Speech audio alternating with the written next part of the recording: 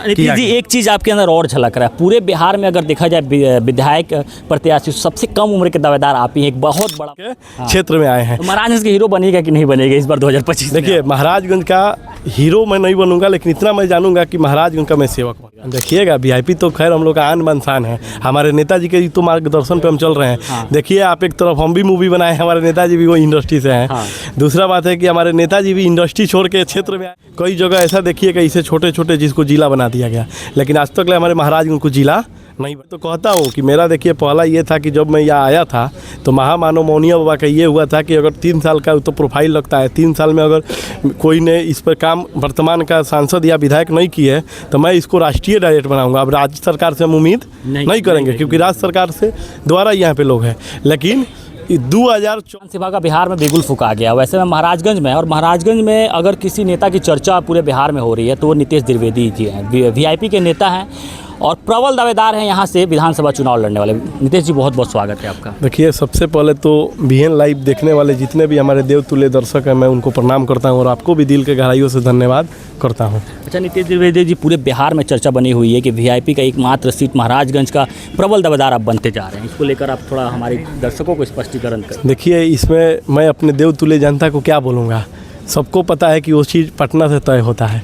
हम तो दौड़ रहे हैं, देवतुल्य जनता मुझे रास्ता दिखा रही है। ये रास्ता कहाँ का दिखा रही है? पटना का। तो वास्तव में एकदम मैंने पटना पहुंचने वाले हैं। बस तैयारी कैसी चल रही है जो आपकी पूरे महाराजगंज में आपकी तैयारी कैसी चल रही है? देखिए, तैयारी तो लगभग आज से नहीं, चुनाव ना आज आया है। हम तो 2021 से, उम्र कितना हुआ जब 2021 से आदमी होश संभाला कि समाज का सेवा कैसे किया जाता है, तभी से हम अपने देवतुल्य जनता के बीच दौड़ रहे हैं और चल रहे हैं और उनके सुख दुख में साथ दे रहे हैं और वो भी हमारे सुख दुख में साथ देते हैं। चलिए, बढ़िया है, आप तो क्षेत्र भ्रमण कर ही रहे हैं, लेकिन देखा जा रहा है प्रत्येक विधानसभा में अपने अपने विपक्षी में जो लोग बैठे हुए हैं उनसे दावेदारी या फिर बात करें, टिप्पणी करें, लेकिन यहाँ पे आपके गठबंधन के विधायक हैं। प्रेस कॉन्फ्रेंस में आपने कई सारी ऐसी बातें की कि जिसमें झलक रहा था कि वर्तमान विधायक के द्वारा महाराजगंज का कुछ काम नहीं किया गया है, जिससे महाराजगंज की जनता में नाराजगी भी है। इसको कैसे आप, अगर आपको टिकट मिलेगा तो कैसे इसको आप फिर अपने तरफ पॉजिटिव कीजिए? देखिए, मैं ऐसे पहले भी बोला, रही बात, देखिए माननीय जो हम लोग का विधायक है, आज मान लीजिए विधायक तो वही है, हमारे जो देवतुल्य जनता है महाराजगंज का विश्वास किया। इसी पे देखिए, आप प्रेस कॉन्फ्रेंस पे आप सुने भी होंगे, मैंने फर्स्ट चीज़ जो बोला मैंने यही बोला कि सबसे पहला बात कि जितने भी यहाँ पे बाहरी नेता हैं अपना जो पैठ जमा चुके हैं, उनसे मेरा चेतावनी है कि आप यहाँ से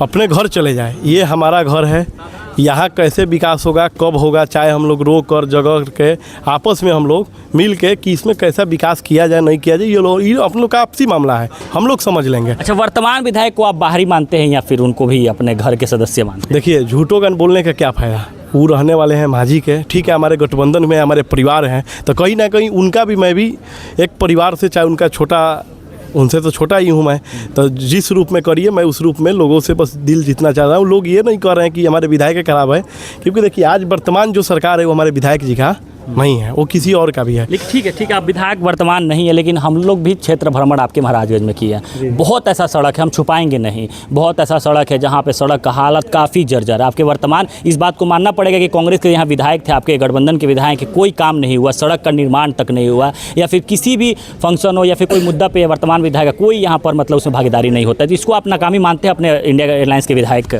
देखिए, नाकामी मांगने, मेरा ही महाराजगंज है, यहाँ पे किसी भी क्षेत्र में, सिर्फ रोडे में नहीं, स्वास्थ्य ले लीजिए, शिक्षा ले लीजिए, कृषि ले लीजिए, किसी भी क्षेत्र में उठते हैं। महाराजगंज कोई साधारण छोटा सा विधानसभा शहर नहीं है, महाराजगंज लोकसभा भी है।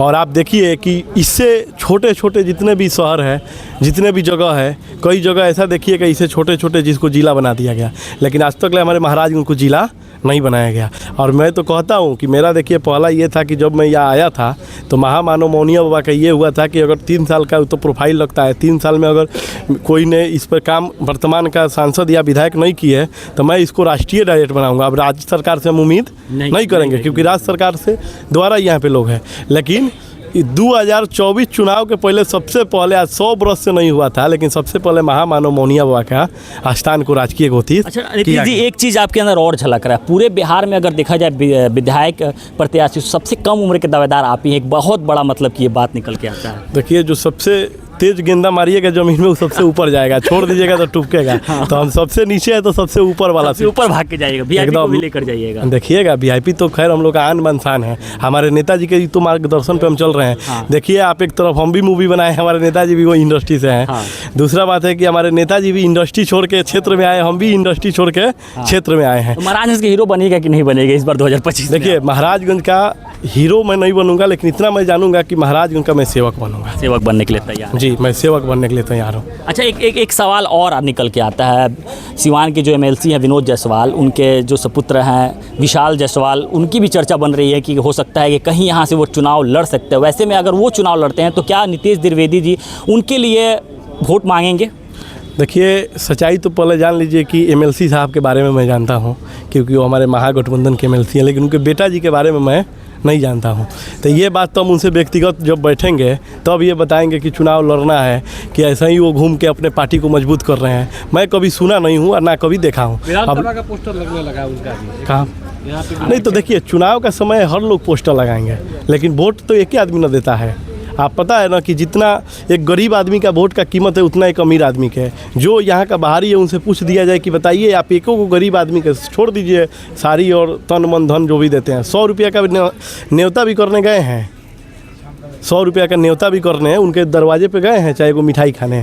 अभी तो चुनाव का माहौल है, देखिए अभी पूरा तो देख रहे हैं ना कौन कौन कुली जन सुराज बीजेपी पूरा लहर रहा है, एक से एक कैंडिडेट आएंगे। लेकिन मैं 2021 में आया था और उस समय कहाँ कोई था। अभी तो देखिएगा एक हम लोग फंक्शन में हम लोग मिले थे, आज से 3 साल हो गया।